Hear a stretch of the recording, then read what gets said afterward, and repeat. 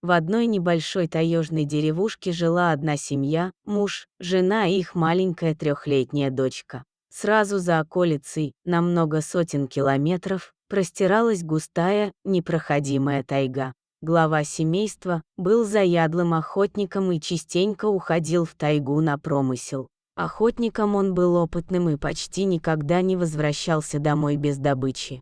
Он всегда хвастался своими трофеями, жене и всем односельчанам. Но в один из дней с ним произошел случай, который он запомнил на всю жизнь, и отношение к охоте резко изменилось. Однажды весной, ранним утром, глава семейства отправился на охоту.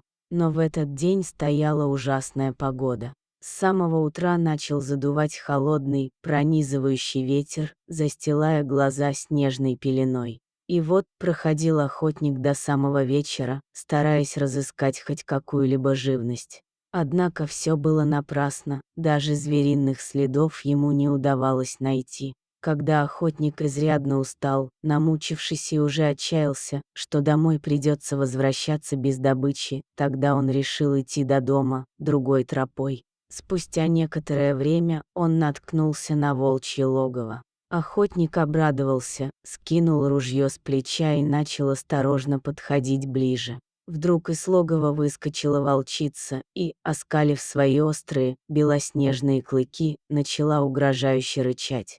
Охотник, недолго думая, прицелился и выстрелил. Зверь тут же повалился на снег. Когда он подошел к логову, то увидел, как два маленьких, дрожащие от холода волчонка, совершенно не понимая, что произошло, пытались вылезти из своего гнезда. Тогда охотник решил забрать их домой, чтобы посадить на цепь и потом хвастаться злыми, свирепыми охранниками. Но когда он взял одного зверька на руки, щенок увернулся и впился своими острыми, еще маленькими зубами, прямо в руку охотника.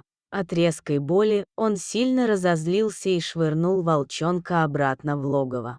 Затем направил ствол ружья в сторону гнезда и произвел выстрел дробью, тем самым лишив их совсем еще коротких жизней. Охотник закинул на плечо тушу волчицы и направился к дому. Весь вечер он хвастался своей семье трофеем, и как выдался удачный сегодняшний день. На следующее утро жена на кухне занималась приготовлением завтрака. Тем временем муж в сарае набивал чучело сеном из туши волчицы. Как вдруг раздался громкий волчий вой. Он был какой-то необычный, такого воя хуторяне никогда не слышали. В нем была боль, отчаяние и ненависть. Тут же собака начала рваться с цепи и лаять, как заведенная.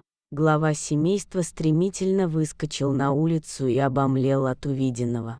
Напротив дома стоял огромный волк, а его дочка стояла рядом и весело играла с хвостом дикого зверя, слегка его поглаживая. Девочка совершенно не понимала, что находиться в опасности. Охотник сразу понял, что этот волк – отец того семейства, которое погибло от его рук.